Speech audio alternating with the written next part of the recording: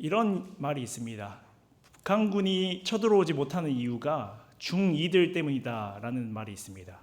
중2병이라 불리는 중2 학생들이 있기 때문에 북한군이 못 쳐들어온다, 그런 말이 있습니다. 제가 이번 캠프에서 그것을 그럴 수도 있겠구나 하고 경험을 했습니다. 자꾸 언급해서 너무 미안한데, 그런데 제가 어디서 위로를 얻었냐면, 곰곰이 생각해 보니까 저의 학창 시절 때 저도 그런 적이 있더라고요.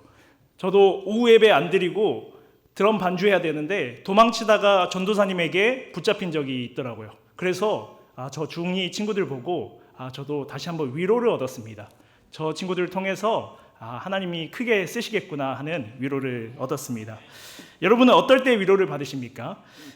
내가 많이 아프거나 병원에 있거나 생각지도 못한 경우에서 어려움을 당할 때 주변 사람이 나에게 안부를 전하거나 또 병문안을 왔을 때 우리는 그 안에서 위로를 얻곤 합니다.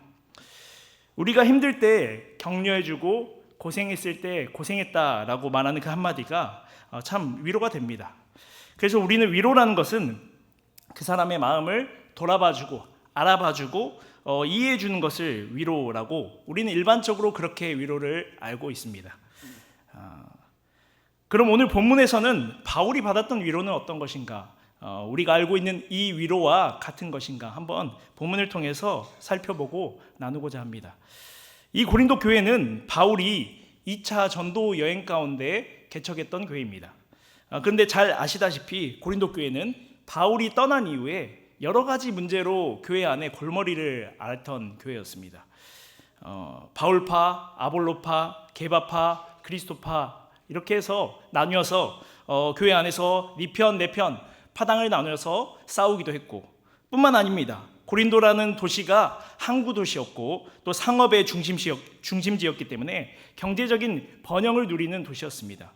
그렇기 때문에 항상 이 경제적인 번영을 누리는 도시는 우상 숭배와 또 성적인 타락이 함께 있었던 만큼 고린도라는 도시도 마찬가지였습니다. 고린도 교회 안에 이러한 성적인 문란함과 연관되어 있는 자들이 포함되어 있었고, 그것을 도시의 하나의 문화로 여겼기 때문에 교인들 중에서도 그것을 아무렇지도 않게 받아들이고 생각했습니다. 그 외에도 여러 문제가 있었습니다. 은사의 문제, 또 바울의 사도권에 대해 시비를 거는 문제, 또 헌금에 대한 문제, 문제의 종합판이라고 해도 될 만큼 교회 안에 여러 가지 문제들이 많이 있었습니다. 그리고 바울은 그 문제의 해결을 위해서 앞서 고린도 전서를 편지로 쓰면서 고린도 교회에 편지를 쓰게 됩니다.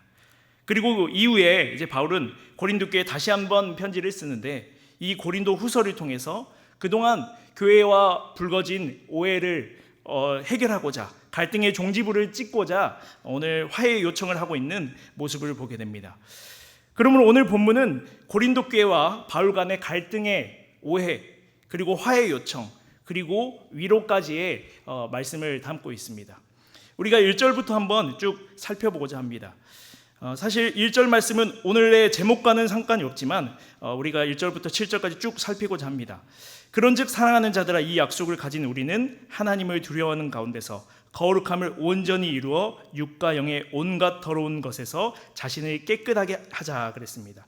하나님을 두려워하는 마음을 가지는 것을 우리는 경외한다라고 표현하기도 합니다. 육과 영의 온갖 더러운 것에서 자신을 깨끗하게 하자 그랬습니다. 우리의 몸을 표현할 때 우리는 종종 이렇게 표현합니다. 우리가 하나님이 거하시는 성전이다, 그렇게 이야기합니다. 그리고 우리가 하나님의 성전으로서 하나님을 내 안에 모실 수 있는 것은 하나의 특권입니다. 그래서 하나님이 거하시는 성전은 깨끗해야 될까요? 더러워야 될까요? 당연히 깨끗해야 됩니다. 그래서 온갖 세상에서 말하는 죄악과 더러운 것으로 가득하면 안 되고 깨끗해야 됩니다. 물론 우리가 근데 죄 안 지으려고 하고 우리의 마음을 대청소하듯이 나는 죄를 안 짓고 내 마음을 깨끗하게 해야겠다라고 한다고 해서 우리의 마음이 깨끗해지는 것은 아닙니다. 그분이 거하시기 때문에, 거룩한 그분이 거하시기 때문에 우리의 마음이 거룩한 장소가 되고 거룩해지는 것이지, 내가 거룩해져야 되겠다 결심한다고 해서 우리가 거룩해지는 것은 아닙니다. 하나님이 우리 안에 거하시니까 우리는 거룩해지는 것입니다. 죄라는 것이 그렇습니다. 내가 이제부터는 결단하고 죄 안 지어야겠다. 결단은 누구나 할 수 있습니다. 그러나 그것은 우리가 본성이 죄인이기 때문에 또 결국에는 무너지고 넘어지는 우리의 어려움이 있다는 것입니다. 이 거룩이라는 단어는 하나님의 고유 명사입니다. 그 말은 무엇이냐면 하나님만 유일하게 거룩한 분이시라는 것입니다. 그럼 어떻게 해야 됩니까? 방법은 거룩하신 하나님을 내 안에 받아들이는 것입니다. 그로 인해서 영과 육의 더러운 것으로부터 거룩을 이루어가는 것입니다. 오늘 본문의 1절에도 보시면 그렇게 표현하고 있습니다. 하나님을 두려워하는 가운데서 거룩함을 온전히 이루라 그랬습니다. 즉 우리 안의 거룩은 하나님을 경외하는 마음으로부터 시작된다는 것입니다. 그러므로 거룩해지려는 우리의 어떤 자의적인 노력에 앞서서 결단에 앞서서 하나님을 먼저 경외하는 자들이 다 되길 소망합니다. 계속해서 2절, 사실상 1절과는 전혀 다른 주제로 묶여있는 2절 이후의 말씀입니다. 2절이 이렇게 말씀합니다. 마음으로 우리를 영접하라 그럽니다. 사실 우리가 함께 다 읽지는 못했지만 앞서 6장 11절 이후에 이렇게 말합니다. 마음을 넓히라. 그렇게 말하면서 바울이 먼저 화해의 제스처를 성도들에게 한번 먼저 취했습니다. 그리고 오늘 본문에 다시 와서 바울은 우리를 영접하라. 다시 한번 화해의 제스처를 취하고 있습니다. 이 영접하다라는 것은 마음을 열어 우리를 받아주시옵소서, 받아주길 원합니다라는 것과 같은 말입니다. 그래서 바울은 계속해서 고린도 교회 교인들에게 무엇을 요청하고 있냐면 화해의 제스처를 요청하고 있습니다. 먼저 손을 내밀고 있는 것입니다. 그러면서 바울이 이어하는 말이 우리는 아무에게도 불의를 행하지 아니하고 아무에게도 해롭게 하지 않고 아무에게도 속여 빼앗은 일이 없노라 그렇게 말합니다. 바울이 하는 말이 주저리 말하면서 뭔가 변명하는 것처럼 들리지만 사실상 오해에 대한 해명을 하고 있는 것입니다. 말 그대로 바울과 고린도 교회의 갈등 문제는 오해에서 비롯된 것이었습니다. 우리도 그렇습니다. 꼭 잘못한 사람이 아니어도 누구나 먼저 화해의 요청을 할 수 있습니다. 때로는 내가 전혀 잘못이 없어도 성숙한 누군가가 먼저 화해의 요청을 할 수 있는 것입니다. 바울도 고린도 교인들이 오해하는 부분에 있어서 먼저 화해의 요청을 끊임없이 제스처를 취하고 있습니다. 그리고 그 오해의 갈등을 풀고자 했습니다. 거짓 사도들 그리고 대적자들의 이간질로 인해서 바울에게 가진 그 오해는 여러 가지가 있었지만 크게 세 가지였습니다. 먼저 바울의 사도반에 대한 문제, 그러니까 이것입니다. 너 진짜 사도 맞느냐? 너 신학교도 안 나온 것 같은데 너 진짜 목사 맞느냐?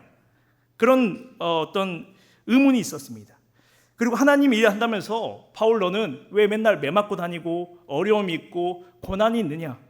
진짜 하나님의 사도면 하나님이 다 지켜주셔야 되는 거 아니냐? 사도인데 왜 그렇게 고난받는 게 정상이냐? 라면서 못 믿겠다라고 했습니다. 또한 기부금의 문제, 헌금의 문제가 있었습니다. 바울이 어려운 교회를 돕는다고 헌금을 모아서 그것을 통해서 구제했던 거, 그거 너 다 인마이 포켓한 거 아니야? 슬쩍 가로챈 거 아니야? 그런 의문을 가지고 있었습니다. 고린도 교회 교인들에게는 바울에 대한 이러한 대표적인 오해가 있었습니다. 그리고 바울은 이런 오해를 계속해서 해소하려는 시도를 하고 있습니다. 그런데 그렇다고 바울의 오해를 푸는 노력이 이런 것은 아니었습니다. 바울이 본인의 잘못된 결백을 밝혀서 거봐라, 그거 내 말이 다 맞지? 뭐 내가 헌금 빼돌리려고 했다고? 아닌 거 증명했지? 신학증서 없다고? 그래서 거짓 사도라고? 아닌 거 보였지? 해명해서 자신의 결백을 드러내고 그로 인해서 고린도 교회 성도들의 코를 납작하게 해주려고 정의를 실현시키려고 했던 것은 아닙니다. 그것을 3절에서 지금 밝힙니다. 3절에 보니까 내가 이 말을 하는 것은 너희를 정죄하려고 하는 것이 아니라 라고 말합니다. 바울의 이러한 모습은 고린도 교회 성도들을 정죄하려고 했던 그런 모습은 아니었습니다. 너희들 정죄하려고 너의 잘못 밝혀내려고 내가 꾸짖으려고 이런 말 하는 것은 아니야. 그럼 뭡니까? 내가 이전에 말하였거니와 너희가 우리의 마음에 있어서 함께 죽고 함께 살고자 함이라. 바울은 이미 6장 11절에서 내가 너희에게 마음을 활짝 열어놓았다라고 말한 바 있습니다. 그 말은 내가 너희를 받아들일 준비가 되었다라는 것입니다. 그리고 말하길 우리는 여러분을 늘 생각하면서 사나 죽으나 여러분과 함께하기를 원합니다. 이렇게 말합니다. 바울은 이미 고린도 교회 성도들과 죽으나 사나 함께할 준비가 되었다, 마음의 준비가 되었다, 그렇게 말하고 있습니다. 전쟁 영화에 보면은 꼭 주인공은 안 맞고 누가 총을 맞습니까? 옆에 있는 친구가 총을 맞습니다. 그때 친구가 그럽니다. 나는 포기하고 너는 너라도 가. 그럼 주인공은 이렇게 말합니다. 안 돼. 죽어도 같이 가야지. 영화와 친구라는 영화에서도 그럽니다. 장동건이 유호성에게 이렇게 말합니다. 뭐라고 말합니까? 네가 가라 하와이, 그럽니다. 결말은 주인공은 살고 친구는 죽습니다. 전우라는 것은 그런 것 같습니다. 죽어도 같이 죽고 살아도 같이 사는 것이 전우입니다. 너는 죽고 나는 산다. 이것은 전우가 아닙니다. 함께 죽고 함께 살고자 함이라 그랬습니다. 바울이 고린도 교회 성도들에게 지금 그렇게 고백하고 있는 것입니다. 먼저는 우리가 그리스도와 함께 살고 죽어야 할 것이고, 우리는 그리스도의 피로 된 어떤 자입니까? 하나 된 멍에를 함께 매는 자들입니다. 세상이라는 이 전쟁터를 함께 가는 자들이라는 것입니다. 그래서 우리는 믿음의 성도들 안에도 이러한 고백이 있어야 할 줄 믿습니다. 바울이 고린도 교회의 전우와 같은 존재로 함께 살고 함께 죽자라고 고백했듯이 우리 양림교회 안에서도 그런 전우와 같은 마음이 있어야 할 줄 믿습니다. 그런 의미에서 옆 사람에게 한번 고백했으면 좋겠습니다. 전우야, 함께 가자. 우리는 세상이라는 전장을 함께 가는 전우입니다. 성도라는 것은 한 공동체가 함께 가는 것입니다. 바울은 4절에서 교인들에 대한 신뢰를 이야기합니다. 나는 너희에 향하여 담대한 것도 많고 너희를 위하여 자랑하는 것도 많으니, 그렇게 말합니다. 여기서 담대한이라는 표현이 나오는데 많은 다른 번역에서도 그렇고 담대함보다는 신뢰, 확신이라는 표현이 더 이해가 잘 되는 것 같습니다. 비록 바울을 곤란한 상황에 빠뜨린 고린도 교회였지만, 그럼에도 바울은 자신이 개척한 그 교회와 성도들을 신뢰했고 그들에 대한 확신이 있었습니다. 그리고 고린도 교회는 또 바울의 훌륭한 자랑이기도 했습니다. 그리고 이어서 4절을 보시면 오늘의 또 메인 주제라고 할 수 있는 위로에 대한 이야기가 나옵니다. 내가 우리의 환난 가운데서도 위로가 가득하고 기쁨이 넘친다 그랬습니다. 사실 바울이 처한 어려운 그 상황의 원인 제공도 사실은 고린도 교회 성도들이었고, 또 이렇게 말하는 고백하는 것처럼 위로를 받는 대상도 고린도 교회 성도들이었습니다. 그래서 바울은 이렇게 표현합니다. 여러분을 통해서 위로와 기쁨이 넘칩니다. 바울은 어려움이 사라져서 위로를 받은 것이 아니었습니다. 어려움 가운데서도 이 바울 가운데 고린도 교회 성도들을 통해서 위로를 받았습니다. 성도가 목회자를 잘 따름으로 공동체가 안정되어 갔기 때문에 위로와 기쁨이 넘친다, 이렇게 표현했습니다. 때로는 우리가 우리의 고난이 사라져서, 어려움이 사라져서 위로를 받기도 하지만 고난과 어려움 중에서도 우리는 위로를 받기도 합니다. 그렇기 때문에 단순히 어려움이 해결된다고 해서 위로가 되는 것은 아닙니다. 세상의 어려움은 하나가 지나가면 또 하나가 찾아옵니다. 정말 그렇습니다. 학생이 학교를 졸업하면 끝날 것 같지만 취업이라는 관문이 있습니다. 취업이 끝나면 또 다른 승진이라는 어려움이 있습니다. 그 이후에는 또 나름대로의 여러 가지 어려움이 있습니다. 더 중요한 것은 그 안에서 우리가 위로를 얻고 위로를 찾는 것입니다. 종종 교회를 보면 목회자들과 성도 간의 심한 갈등으로 교회가 어려움에 빠지는 경우를 보게 됩니다. 그리고 그 안에서 몇몇 성도들은 교회를 떠나기도 하고 때로는 목회자가 교회를 떠나기도 합니다. 그런데 목회자와 성도가 다투었다고 해서 그 근심의 원인이 눈앞에 성도가 사라져버리면 그 근심이 사라지느냐? 저는 그렇지는 않다라고 생각합니다. 저도 어려서부터 아버지의 목회를 계속해서 보고 자랐고 여러 성도가 갈등을 일으키고 또 교회를 떠나는 모습도 본 적이 있습니다. 그러면서 느낀 것이 무엇이냐면 교회에서 목회자의 근심이 된 성도는 그 교회를 떠나서도 여전히 근심으로 남아있다는 것입니다. 여전히 그 목회자를 비난하고 교회를 비난하고 사라졌어도 그 마음의 한켠에 그 성도는 남아있는 것입니다. 그러나 근심이었던 성도가 믿음으로 잘 성장하는 모습을 보면 그만큼 목회자에게 위로가 되는 것은 없습니다. 기쁨이 되는 것은 없습니다. 정말로 그렇습니다. 목회자에게 가장 큰 위로가 되는 것은 성도가 믿음 안에서 잘 자라나는 것입니다. 선물을 주고 좋은 것을 대접해주고 맛있는 걸 주는 것도 너무나 위로가 되고 좋지만 가장 큰 위로는 성도가 믿음 안에서 평안히 자라나는 것입니다. 그만큼 목회자에게 기쁨이 되는 것은 없다는 것입니다.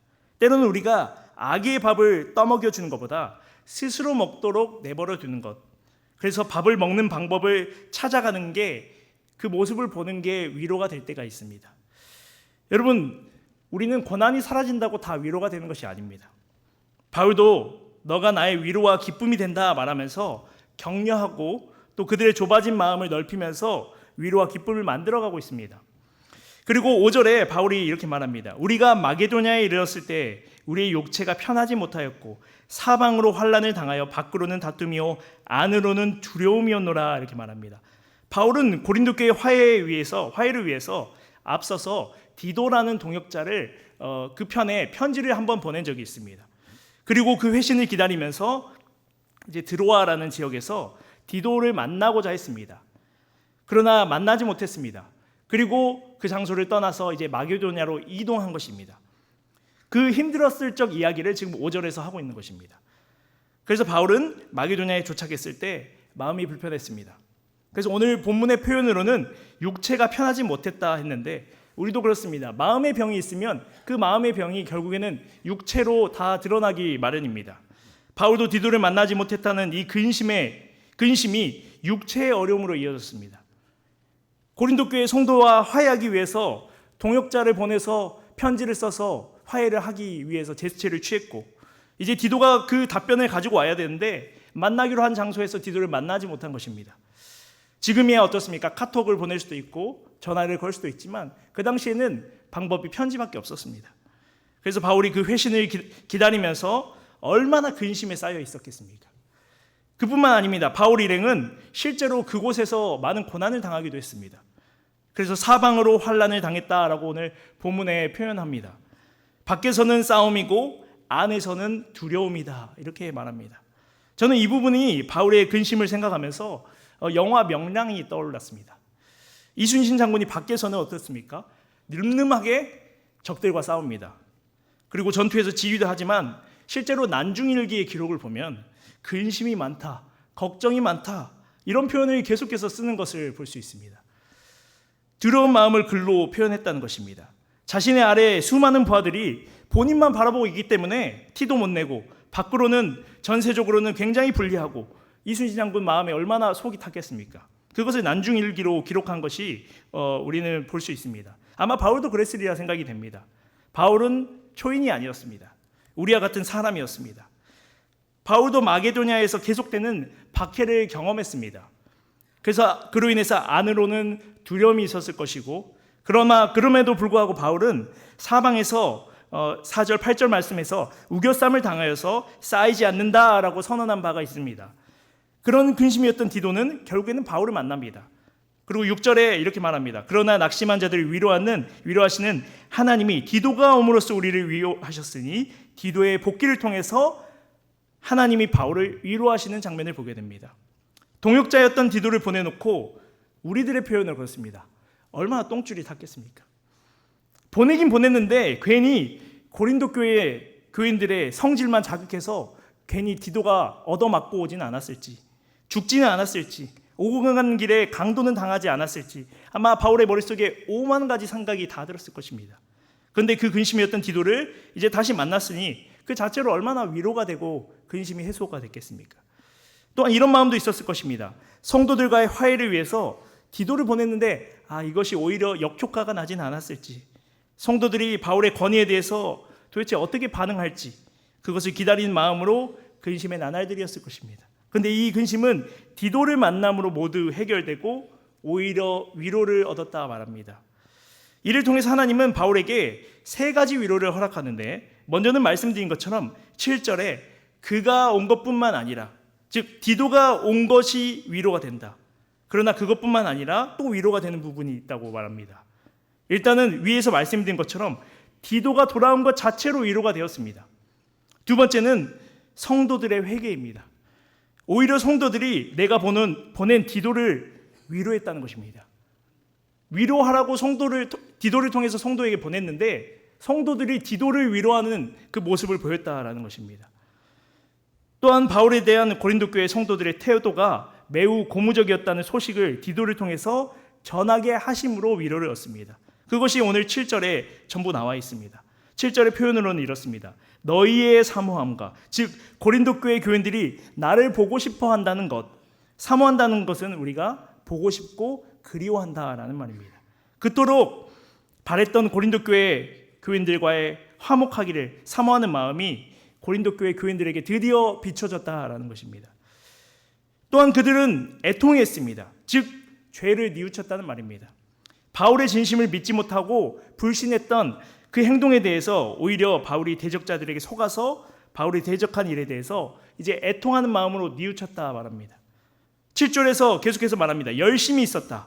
바울에 대한 헌신, 바울이 말한 내용을 지키려는 마음, 거짓 선지자들을 징계하고 바울의 지시를 따르려는 바울에 대한 헌신의 마음, 그것을 이제 드디어 알게 된 것입니다.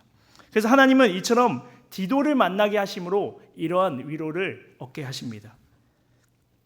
비록 그 고난이 계속 끝난 것은 아니었습니다. 바울에게 고난은 계속되는 진행형이었습니다. 바울의 사역의 형편은 여전히 어려웠습니다. 핍박과 어려움은 여전히 있었습니다. 하지만 바울은 그 안에서 위로를 얻었습니다. 우리는 그래서 생각합니다. 고난이 끝나면 우리에게 위로가 있으리라. 그러나 하나님은 우리에게 고난 중에도 위로하시는 하나님이십니다. 아니, 때로는 오히려 고난 중에 더 위로하시는 하나님이십니다. 우리의 고난은 끝나지 않았고 여전히 상황은 변하지 않았을지라도 하나님은 그 상황을 통해서 그 상황 가운데 위로하시는 하나님이십니다. 바울의 상황과 형편은 변하지 않았습니다. 디도를 만나게 하심으로 그러나 그 안에서 여러 방면으로 위로를 받게 하셨습니다. 그러므로 우리의 상황이 해결되기 위해서 우리는 기도하는 것도 중요합니다. 문제가 없어지는 것도 중요합니다. 그러나 먼저는 우리가 피난처 되시는 하나님께 거하게 하여 달라고 기도하는 기도가 우리에게 필요한 줄 믿습니다. 끝나지 않을 것 같이 보이는 이 상황 가운데서 하나님 그 안에서도 우리에게 참된 위로를 허락하여 주시옵소서. 구하고 바라는 우리 모두가 되길 소망합니다. 하나님은 우리에게 고난을 허락하셨다 그렇게 말씀하십니다. 허락하신 하나님께서 우리에게 곧이어 당연히 위로도 주시지 않겠습니까? 고난이 없어져야가 아니라 고난을 주신 목적을 깨달음으로 인해서 우리에게 더 위로가 될 줄 믿습니다. 또한 디도가 바울에게 위로가 된 것처럼 우리 모두가 서로가 서로에게 위로가 되길 소망합니다. 아까 말씀드린 것처럼 성도는 성도에게 위로가 되는 자들이 되어야 됩니다. 하이델베르그 요리문답 제1문에는 이렇게 이야기하고 있습니다. 사나 죽으나 그대의 유일한 위로는 무엇입니까? 우리에게 가장 큰 위로는 뭐니 해도 우리를 구원하신 예수 그리스도십니다. 지독한 죄인이어서 근본부터가 죄인인 우리를, 답도 없는 우리를 죄 없는 그분이 죄를 다 뒤집어 쓰시고 죄인이 되게 하시고 너희를 의롭다 칭해 주시는 그 하나님의 구원의 은혜가 그 자체가 우리 인간된 우리의 개개인에게는 가장 큰 위로가 아니겠습니까? 그러한 가장 큰 위로를 받는 우리가 세상 사람들에게 또는 교회 안의 성도들에게 말 한마디로 위로하지 못할 이유가 없습니다. 그리고 위로 되신 예수님을 전하는 것이 복음의 증인으로서 살아가는 가장 큰 위로를 전하는 방법인 것입니다. 다시 서론에서 말씀드린 것처럼 여러분들에게 질문을 드립니다. 여러분은 무엇으로 위로를 받고 계십니까? 먼저는 서로가 서로에게 위로가 되는 자들이 되길 소망합니다. 그리고 구원자 대신 예수 그리스도로 말미암아 우리가 큰 위로를 얻는 모두가 되길 소망합니다. 그러므로 서로가 서로에게 위로가 되고 피난처가 되고 힘이 되고 하나님을 통해서 진정으로 참된 위로를 경험하는, 세상이 줄 수 없는 진정한 위로를 얻을 수 있는 우리 모두가 되기를 간절히 소망합니다. 기도하겠습니다.